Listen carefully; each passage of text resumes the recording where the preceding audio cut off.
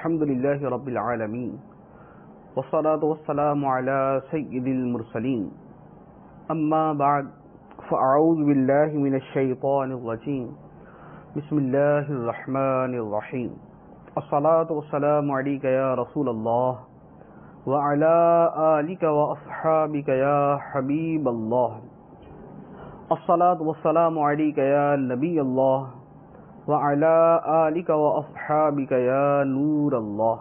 سرکار مدینہ راحت قلب و سینہ صلی اللہ تعالی علیہ وآلہ وسلم کا فرمان عالی شان ہے، جس نے میرے ساتھ محبت اور میری طرف شوق کی وجہ سے مجھ پر صبح اور شام تین مرتبہ درود پڑھا، اللہ عز و جل اس کے اس صبح اور شام کے گناہ معاف فرما دے گا۔ صلو علی الحبیب صلی اللہ تعالی علی محمد صلی اللہ علیہ وسلم۔ فیضان قرآن کے آج کے اس سلسلے میں ہم سورہ انعام کی آیت نمبر 95 سے قرآن پاک کا درس سنیں گے۔ اللہ عز و جل ارشاد فرماتا ہے، بسم اللہ الرحمن الرحیم، ان اللہ فالق الحب والنوا یخرج الحی من المیت ومخرج المیت من الحی ذالکم اللہ فانا تؤفکون۔ بے شک اللہ دانے اور گٹھلی کو چیرنے والا ہے، زندہ کو مردہ سے نکالنے اور مردہ کو زندہ سے نکالنے والا ہے، یہ اللہ ہے تو تم کہاں پھرے جاتے ہو۔ اس آیت مبارکہ سے پہلے جو آیات گزری ہیں اس میں اللہ تبارک و تعالی نے مشرکوں کی موت اور آخرت کے احوال کو بیان فرمایا تھا۔ تو چونکہ ماقبل کے اندر مشرکوں کا بیان تھا، اب اس سے آگے اللہ عز و جل اپنی توحید اور اپنی عظمت کا بیان فرماتا ہے۔ اللہ تبارک و تعالی کی قدرت کے دلائل یہاں سے بیان کیے گئے ہیں، جس میں ایک طرف تو مشرکوں اور ان کے بتوں کی کمزوری اور عاجزی کا بیان اور اس کا رد ہے، اور دوسری طرف قیامت کے دن اٹھائے جانے کے دلائل ہیں۔ کیونکہ مشرکین کا یہ بنیادی عقیدہ تھا، ایک تو وہ بتوں کی پوجا کرتے تھے اور دوسرا مرنے کے بعد اٹھائے جانے کے منکر تھے۔ تو اللہ تبارک و تعالی نے اپنی قدرت کو بیان فرما کر ایک تو اپنی عظمت، اپنی قدرت اور اپنی توحید کا بیان فرمایا، اور دوسرا لوگوں کے مرنے کے بعد اٹھائے جانے پر دلیل بھی قائم فرمائی۔ تو فرمایا کہ اللہ تبارک و تعالی دانے اور گٹھلی کو چیرنے والا ہے۔ دانا ایک بے جان سی چیز ہے، کوئی حیثیت نہیں، معمولی سی شے ہے، مگر اللہ تبارک و تعالی اسی دانے سے فصلیں پیدا فرما دیتا ہے۔ گٹھلی ایک معمولی سی چیز ہے، بے جان سی چیز ہے، اللہ تبارک و تعالی اسی گٹھلی سے باغات پیدا فرما دیتا ہے۔ تو یہ معمولی اور حقیر چیزوں میں زندگی پیدا کر کے اللہ عز و جل ان سے کس طرح زمین کو سرسبز و شاداب فرما دیتا ہے۔ تو جس اللہ کی یہ قدرت ہے، وہی اللہ عز و جل قیامت کے دن مردوں کو زندہ فرمائے گا۔ دوسری بات فرمائی کہ وہ مردے سے زندہ کو اور زندہ سے مردہ کو نکالنے والا ہے۔ انسان کا نطفہ بے جان چیز ہے، انڈا ایک بے جان چیز ہے، انسان کے نطفے سے ایک انسان پیدا ہو جاتا ہے، مردہ انڈے سے ایک زندہ جاندار پیدا ہو جاتا ہے۔ تو جو بے جان چیزوں سے جاندار کو پیدا کرنے والا ہے، قیامت کے دن بے جان مردوں میں زندگی ڈال کر دوبارہ انہیں زندہ کرنے والی بھی وہی ذات ہوگی۔ تو یہ قیامت کے دن اٹھائے جانے کی دلیل بھی ہے اور اللہ عز و جل کی قدرت کا بیان بھی ہے۔ اور یہ بیان کر کے اللہ عز و جل فرماتا ہے، ذالکم اللہ، یہ اللہ ہے جس کی یہ قدرت ہے، یہ اللہ ہے، فانا تؤفکون، تو تم کہاں پھرے جاتے ہو۔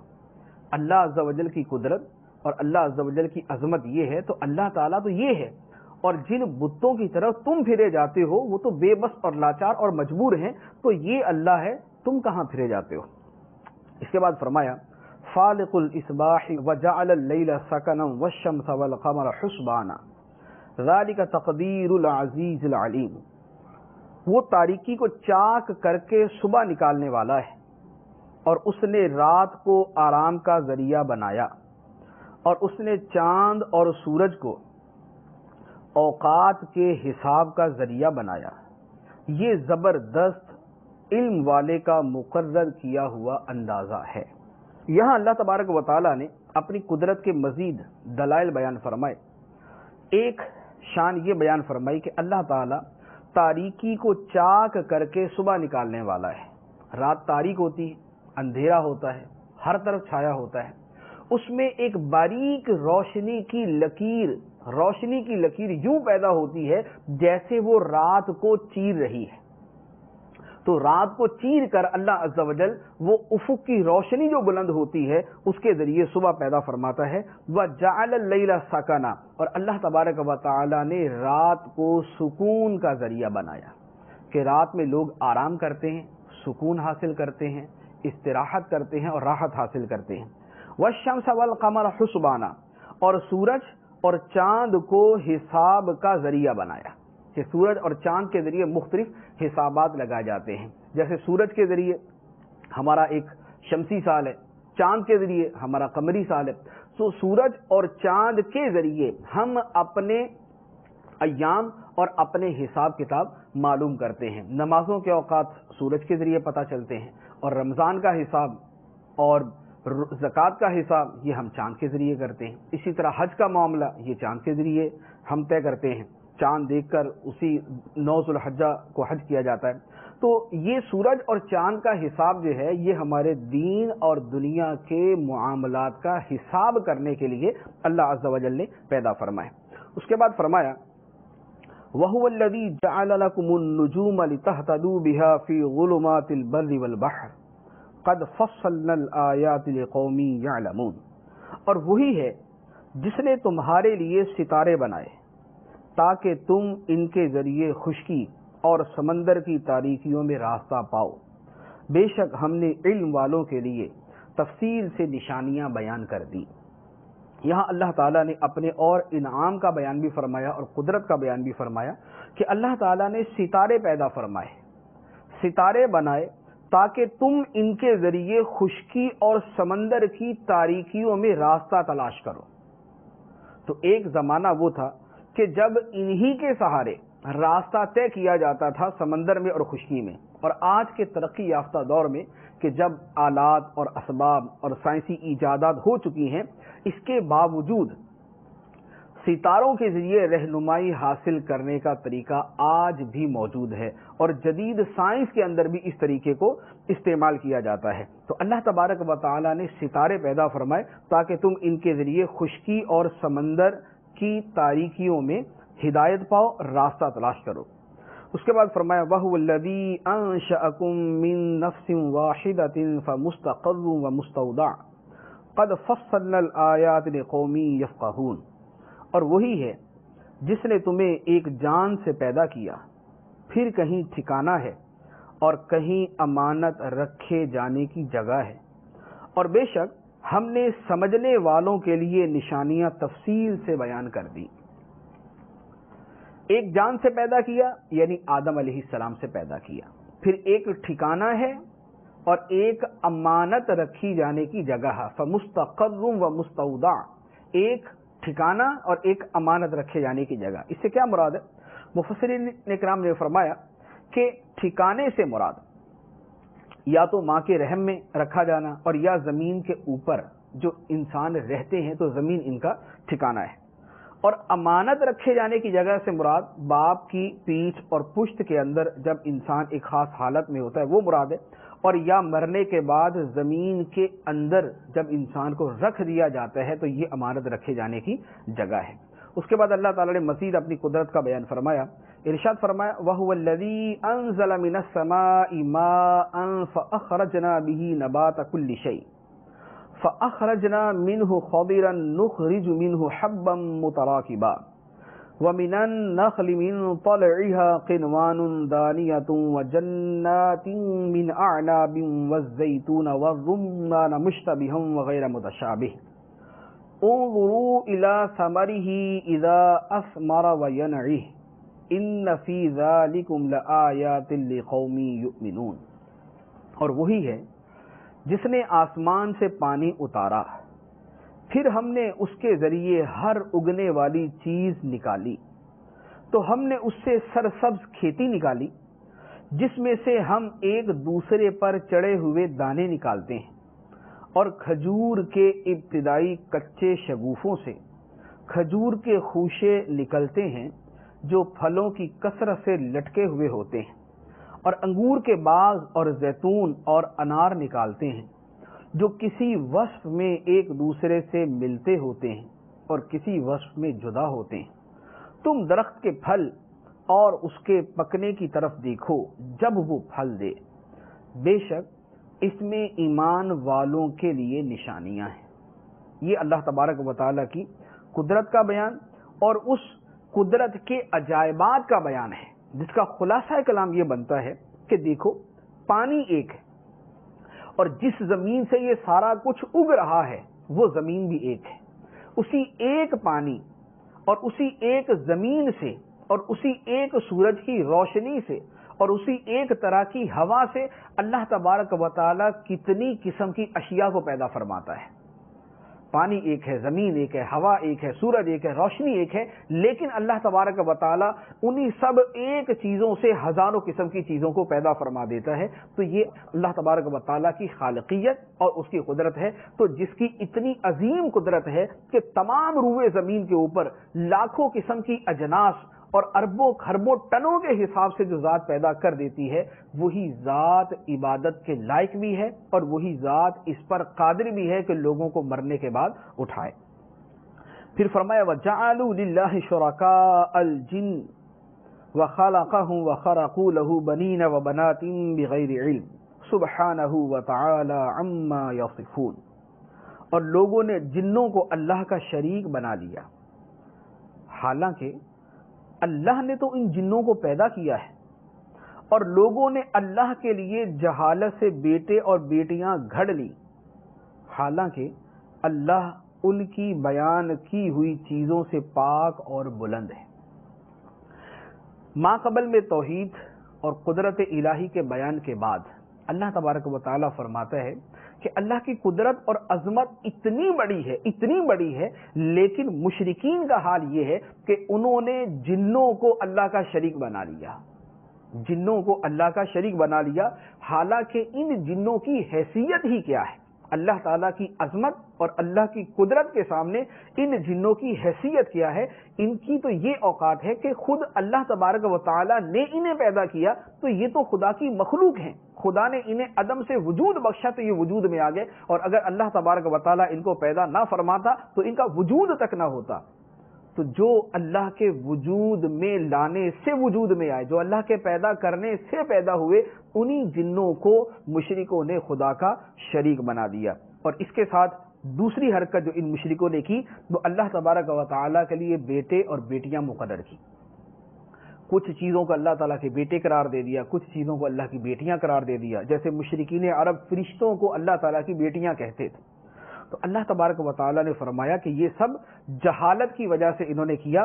سبحانہ و تعالی عما یصفون، اللہ تبارک و تعالیٰ تو ان کی بیان کی ہوئی چیزوں سے پاک اور بلند ہے، اور اس کی شان تو نہایت بلند ہے۔ مزید اللہ تعالیٰ کی عظمت کو اگلی آیت میں بیان فرمایا بدیع السماوات والارض انا یکون له ولد ولم تکن له صاحبہ وخلق کل شیء وهو بکل شیء علیم، اور وہ بغیر کسی نمونے کے آسمانوں اور زمین کا بنانے والا ہے، اس کے لیے اولاد کیسے ہو سکتی ہے حالانکہ اس کی بیوی ہی نہیں ہے، اور اس نے ہر شے کو پیدا کیا ہے اور وہ ہر شے کو جاننے والا ہے۔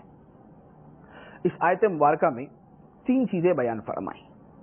ما قبل کے اندر مشرکوں کے جنوں کو خدا کا شریک بنانے کا بیان تھا، اب فرمایا کہ اللہ تبارک و تعالیٰ کی عظمت یہ ہے کہ بغیر کسی سابقہ نمونے کے اس نے آسمان و زمین کو پیدا کیا۔ دنیا کے اندر جب کوئی انسان کوئی شے بناتا ہے تو پہلے اس کے سامنے ایک نمونہ ہوتا ہے، اس نمونے کو سامنے رکھ کر وہ چیز بناتا ہے۔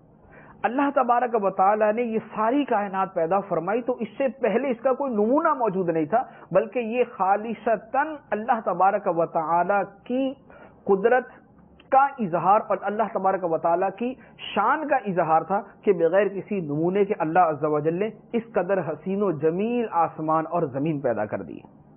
اب مشرکین جو یہ کہتے ہیں کہ اللہ تعالیٰ کی اولاد ہے، تو فرمایا کہ اس کی اولاد کیسے ہو سکتی ہے؟ اولاد اس کی ہوتی ہے جس کی بیوی ہو، بیوی کے بغیر تو اولاد نہیں ہو سکتی۔ تو فرمایا کہ اللہ تبارک و تعالی تو بیوی سے پاک ہے، اس کی کوئی بیوی ہی نہیں، جب اس کی بیوی نہیں تو اولاد کیسے ہو سکتی ہے؟ تو یہ مشرکوں کی عجیب جہالت ہے کہ خدا کے لیے اولاد تو قرار دے رہے ہیں، بیوی نہیں مان رہے۔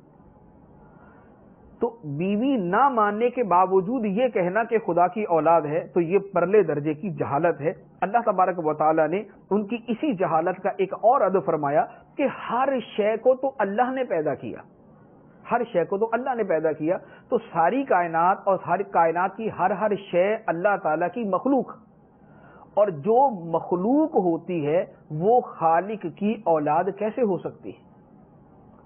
مخلوق خالق کی اولاد نہیں ہو سکتی۔ تو اس تمام کائنات اللہ کی مخلوق ہے، اس لیے اللہ عز و جل کی کوئی اولاد نہیں ہو سکتی، بلکہ وہ اللہ تعالیٰ کی مخلوق ہی کہلائے گی۔ تو مخلوق اور اولاد کے درمیان بدیہی طور پر فرق ہے۔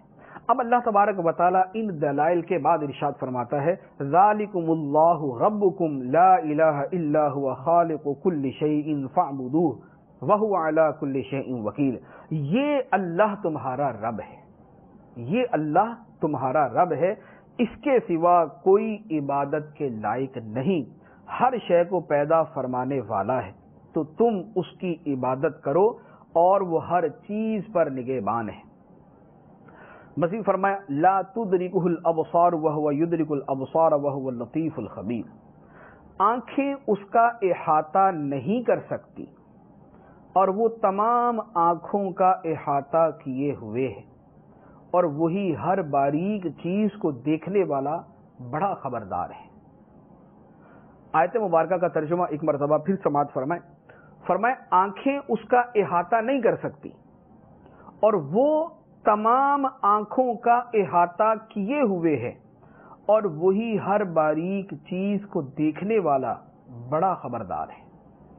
یہ آیت مبارکہ قرآن پاک کی معرکۃ الآراء آیات میں سے ہے، جس پر گزشتہ زمانے کے گمراہ فرقوں نے بڑا کلام کیا۔ بطور خاص معتزلہ نے اس آیت کے اوپر کلام کیا اور اس کو اپنے عقائد کے لیے، چند عقائد کے لیے دلیل بنایا۔ یہاں پر چند چیزیں جو ہے وہ وضاحت سے عرض کرنے کی حاجت ہے۔ سب سے پہلے تو یہ یاد رکھیں کہ اللہ تبارک و تعالیٰ نے فرمایا آنکھیں اللہ کا ادراک نہیں کر سکتی، آنکھیں اللہ کا ادراک نہیں کر سکتی۔ ادراک کا معنی کیا ہے؟ مفسرین کرام فرماتے ہیں کہ دیکھی جانے والی چیز جسے دیکھا جائے، مرئی جسے دیکھا جائے، دیکھی جانے والی چیز کی تمام طرفوں اور حدوں پر واقف ہونا، کہ یہ شے یہاں سے شروع ہو کے یہاں ختم ہو رہی ہے، یہ شے یہاں سے شروع ہو کر یہاں ختم ہو رہی ہے، اس احاطے کا نام ادراک ہے۔ تو احاطہ اور ادراک جو ہے یہ ایک چیز ہے، اور ادراک کی یہ تفسیر حضرت سعید بن مسیب اور حضرت ابن عباس رضی اللہ تعالی عنہما سے منقول ہے، اور جمہور مفسرین ادراک کی تفسیر احاطے ہی سے فرماتے ہیں۔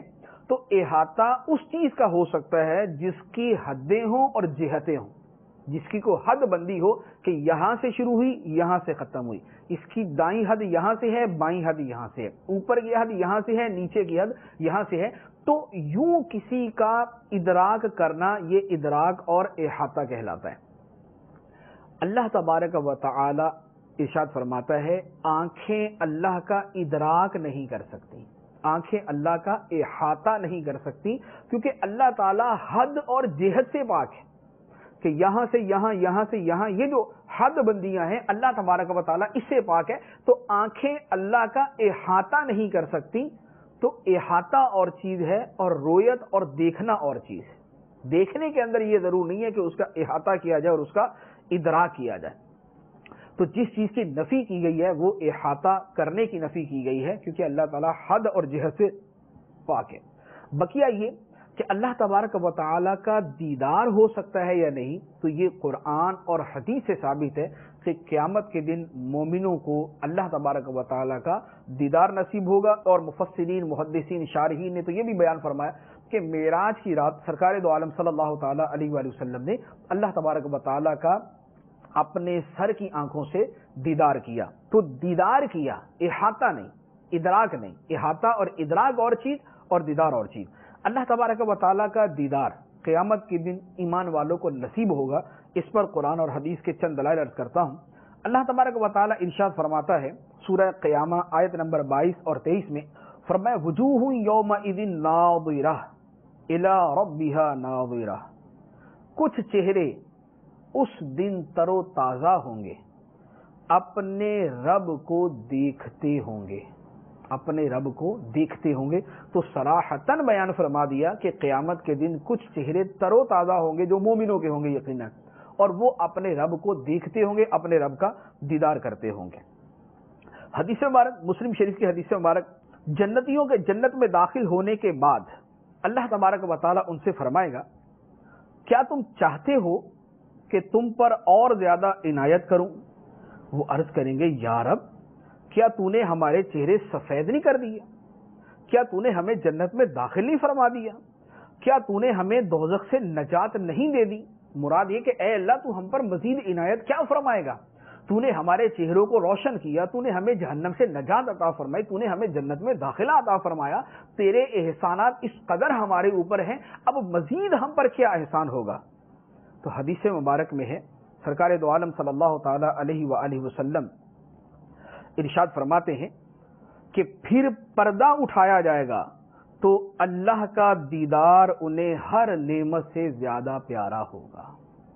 پردہ اٹھایا جائے گا تو دیدار الہی، اللہ کا دیدار انہیں ہر نعمت سے زیادہ پیارا ہوگا. یعنی جنت کے اندر مومنوں کو اللہ تبارک و تعالیٰ کا دیدار نصیب ہوگا. دوسری حدیث مبارک حضرت جریر بن عبداللہ رضی اللہ تعالی عنہ فرماتے ہیں کہ ہم سرور کائنات صلی اللہ تعالی علیہ وآلہ وسلم کی بارگاہ میں حاضر تھے کہ رات کے وقت آپ صلی اللہ علیہ وآلہ وسلم نے چاند کی طرف دیکھ کر فرمایا ان قریب تم اپنے رب کو دیکھو گے جیسے اس چاند کو دیکھتے ہو، اور اسے دیکھنے میں کوئی دقت محسوس نہ کرو گے. جیسے آج تم چاند کو دیکھ رہے ہو، قیامت کے دن تم اپنے رب کا یوں ہی دیدار کرو گے. تو یہ بخاری شریف کی حدیث مبارک، اسی طرح کی کثیر احادیث مبارک موجود ہے جن سے اہل سنت کا یہ عقیدہ ثابت ہوتا ہے کہ جنت میں مومنوں کو اللہ عز و جل کا دیدار نصیب ہوگا. اس کے بعد ارشاد فرمایا قد جاءکم بصائر من ربکم فمن ابصر فلنفسه ومن عمی فعلیہا وما انا علیکم بحفیظ. بے شک تمہارے پاس تمہارے رب کی طرف سے آنکھیں کھولنے والی دلیلیں آ گئیں، تو جس نے انہیں دیکھ لیا تو اپنے فائدے کے لیے ہی کیا، اور جو دیکھنے سے اندھا رہا تو یہ بھی اسی پر ہے اور میں تم پر نگہبان نہیں. یہاں سرکار دو عالم صلی اللہ علیہ وسلم سے لوگوں کے بارے میں کہا گیا کہ اے لوگوں، تمہارے پاس خاتم المرسلین صلی اللہ علیہ وسلم کے معجزات اور قرآن کی آیتیں آ گئیں.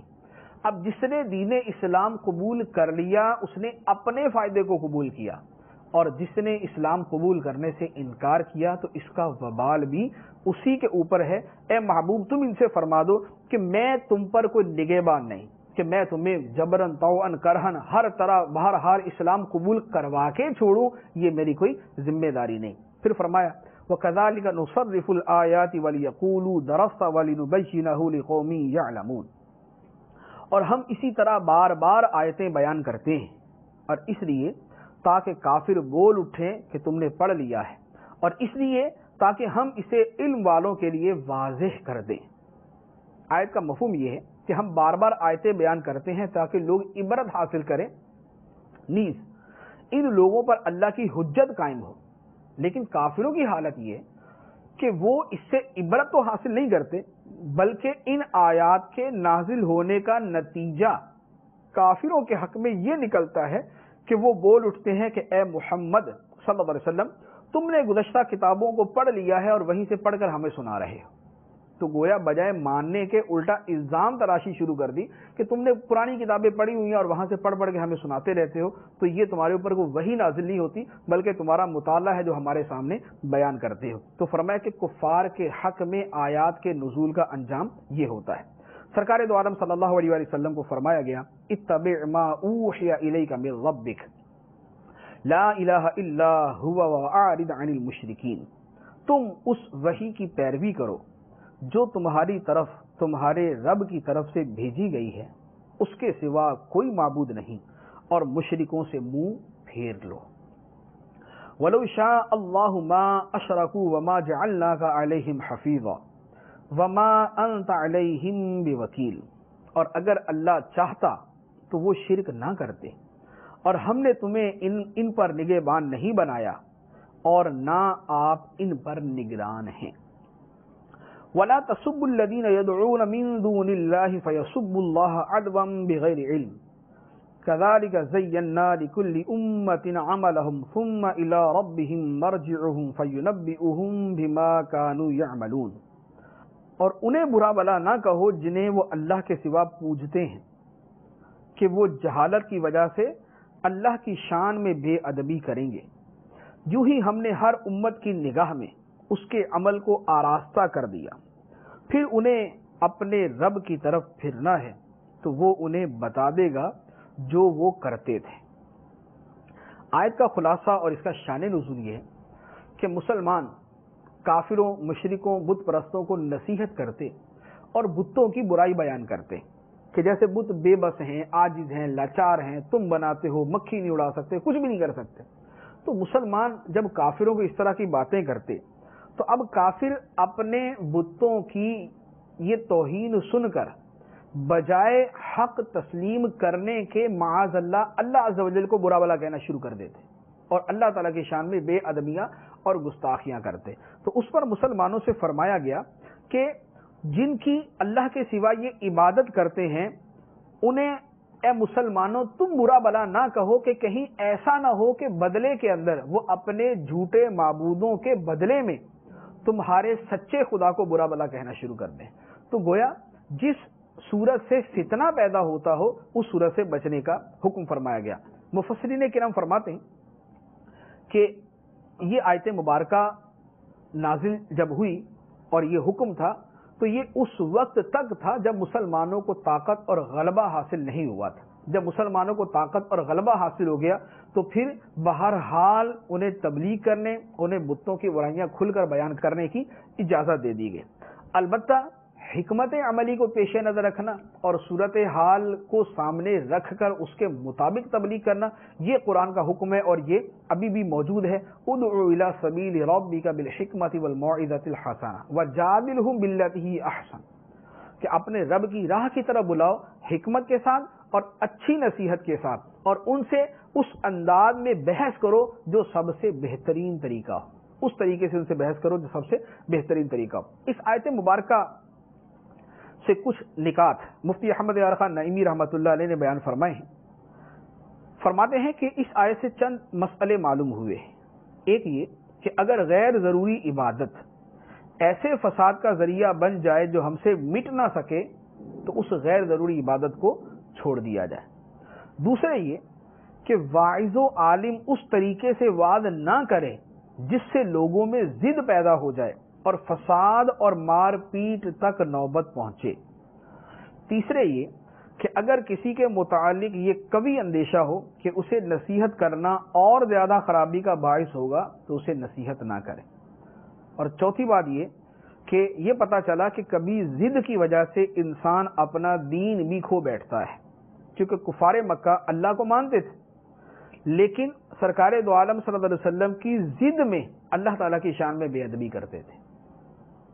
اس کے بعد اللہ عز و جل ارشاد فرماتا ہے وَأَقْسَمُوا بِاللَّهِ جَهْدَ أَيْمَانِهِمْ لَئِن جَاءَتْهُمْ آيَةٌ لَيُؤْمِنُنَّ بِهَا قُلْ إِنَّمَا الْآيَاتُ عِندَ اللَّهِ وَمَا يُشْعِرُكُمْ أَنَّهَا إِذَا جَاءَتْ لَا يُؤْمِنُونَ، اور انہوں نے بڑی تاکید سے اللہ کی قسم کھائی کہ اگر ان کے پاس کوئی نشانی آئی تو ضرور اس پر ایمان لائیں گے۔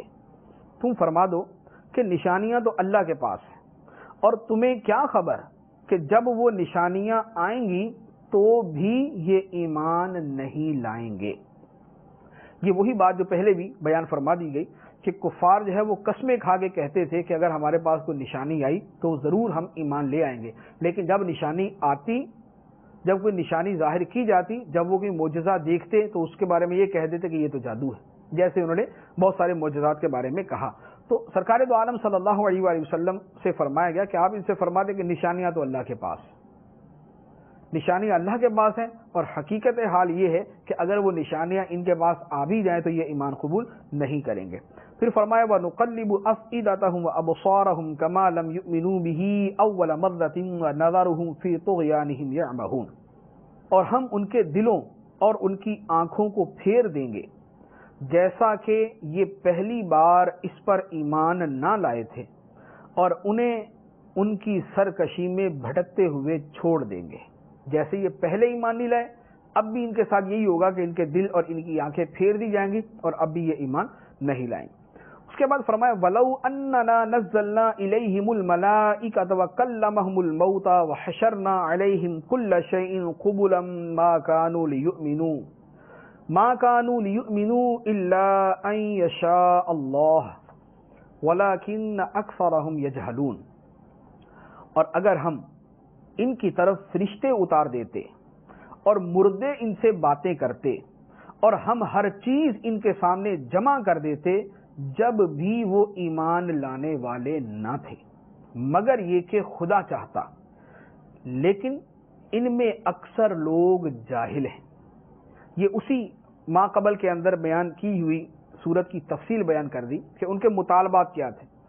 ایک ان کا مطالبہ یہ ہوتا تھا کہ فرشتہ ہماری آنکھوں کے سامنے آسمان سے اترے، دوسرا یہ تھا کہ بھی ہمارے پرانے آباء و اجداد جو ہیں وہ قبروں سے نکلیں، زندہ ہوں، ہمارے سامنے کھڑے ہو کر گواہی دیں کہ محمد صلی اللہ علیہ وسلم اللہ کے رسول۔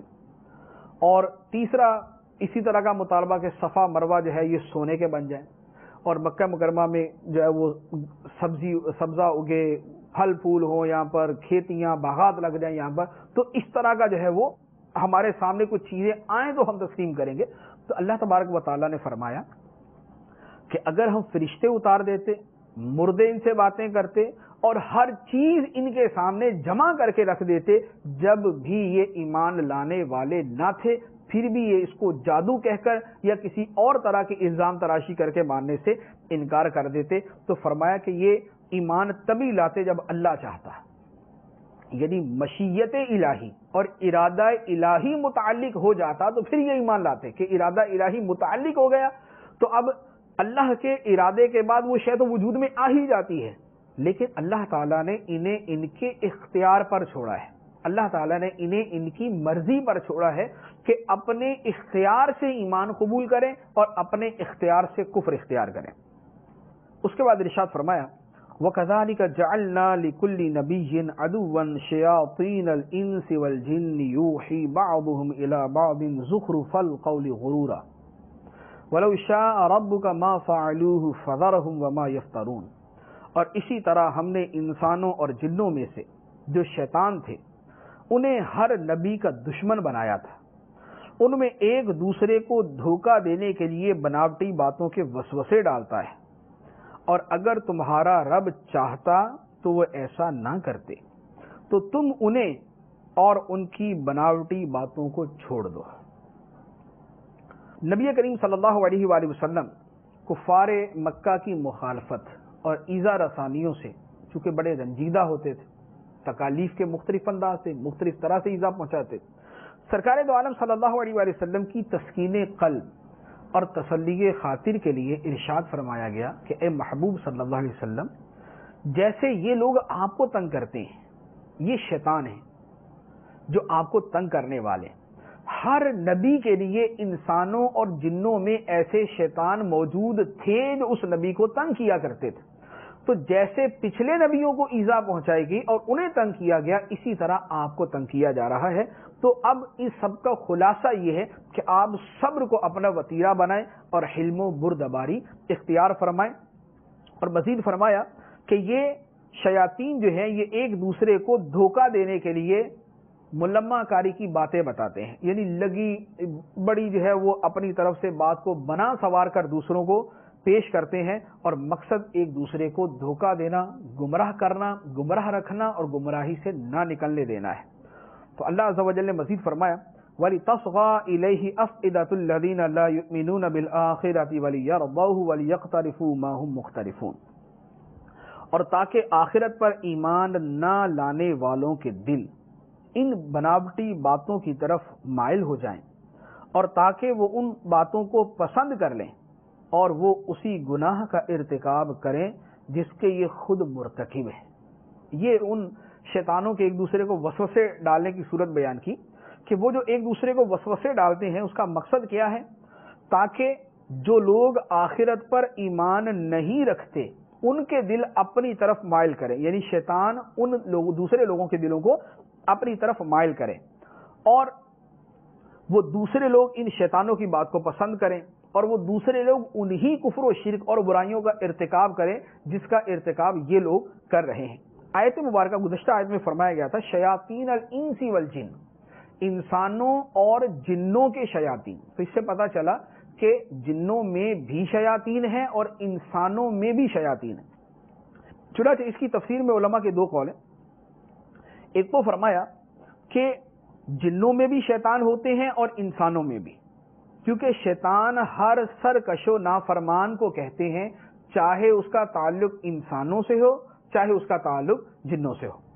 اور دوسرا مفہوم اس کا یہ بیان کیا کہ جنوں اور انسانوں کے شیطان سے مراد ابلیس کی اولاد ہی ہے، یعنی انسان مراد نہیں بلکہ ابلیس کی اولاد ہی مراد ہے۔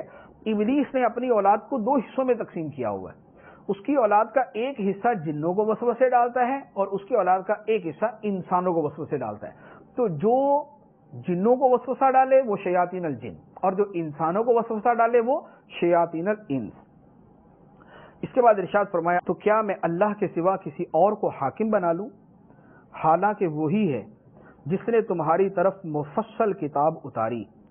والذین آتیناہم الکتاب یعلمون انہ منزل من ربک بالحق فلا تکونن من الممترین، اور جن لوگوں کو ہم نے کتاب دی وہ جانتے ہیں کہ یہ تیرے رب کی طرف سے حق کے ساتھ نازل شدہ ہے، تو اے سننے والے تو ہرگز شک والوں میں سے نہ ہو۔ مشرکوں نے سرکار دو عالم صلی اللہ تعالی علیہ وآلہ وسلم سے کہا کہ یہود و نصارہ کے پوپ پادریوں کو ہم اور آپ اپنا پنچ بنا لیں، فیصل بنا لیں، وہ فیصلہ کریں، جو یہ فیصلہ کریں ہم حق پر ہیں یا آپ حق پر۔ اس پر سرکار دو عالم صلی اللہ علیہ وآلہ وسلم سے فرمایا گیا کہ اے محبوب آپ ان سے فرمائیں کہ اللہ نے تو میرے اوپر قرآن نازل کر دیا، فرشتہ اترتا ہے، وحی نازل ہوتی ہے، مجھے تو اپنی نبوت کا یوں قطعی یقین اور میری نبوت پہ دلائل موجود ہیں، تو اس کے ہوتے ہوئے کیا اللہ کے علاوہ کسی اور کو پنچ مقرر کروں، کہ اللہ کے علاوہ کسی اور کو فیصلہ کرنے والا مقرر کروں، حالانکہ اس نے تمہاری طرف مفصل کتاب نازل فرما دی۔ پھر فرمایا کہ جن کو اللہ نے کتاب عطا فرمائی ہے وہ جانتے ہیں کہ یہ قرآن اللہ کی طرف سے نازل کرتا ہے، خواہ وہ عیسائی ہیں، خواہ وہ یہودی ہیں، تورات والے ہیں یا انجیل والے ہیں، اور اس کے ساتھ مسلمان، یہ سب جانتے ہیں کہ یہ قرآن اللہ کی طرف سے ہے، یہ حق ہے۔ تو لہذا اے مخاطب، اے سننے والے، جب یہ سارے دلائل موجود ہیں تو اس نبی کی طرف سے اور اس قرآن کی طرف سے شک میں مبتلا نہ ہو۔ اس کے بعد فرمایا وَتَمَّتْ كَلِمَاتُ رَبِّكَ صِدْقًا وَعَدْلًا لَا مُبَدِّلَ لِكَلِمَاتِهِ وَهُوَ السَّمِيعُ الْعَلِيمُ، اور سچ اور انصاف کے اعتبار سے تیرے رب کے کلمات مکمل ہیں، اس کے کلمات کو کوئی بدلنے والا نہیں اور وہی سننے والا جاننے والا ہے۔ رب کی بات مکمل ہے صدق، سچ اور عدل کے اعتبار سے، انصاف کے اعتبار سے۔ اس سے مراد وہ فیصلہ الہی ہے جو کفار و مومن کے متعلق ہو چکا، یا اس سے تمام آسمانی کتابیں مراد، یا اس سے قرآن شریف مراد۔ قرآن پاک کے اعتبار سے اس کی چار شانیں ہوں گی۔ قرآن پاک مکمل ہے، اس کا کوئی پہلو ناتمام نہیں۔ قرآن میں بتائی گی تمام چیزیں حق اور سچائی پر مبنی۔ جو شرعی احکام قرآن پاک میں ہیں وہ ہر اعتبار سے عدل و انصاف پر مشتمل، اور قرآن پاک ہمیشہ کے لیے ہر طرح کی تبدیلی اور تحریف سے محفوظ ہے۔ تو جب قرآن کی یہ شان ہے، ہر طرح کے نقص، عیب، کمی، کوتاہی سے پاک ہے، سچ، انصاف اور عدل پر مشتمل ہے، تو پیروی کرنے کے یہی قابل ہیں۔ اللہ عز و جل ہمیں قرآن سمجھنے اور اس پر عمل کرنے کی توفیق عطا فرمائے۔ آمین بجاہ النبی الامین صلی اللہ تعالی علیہ وسلم۔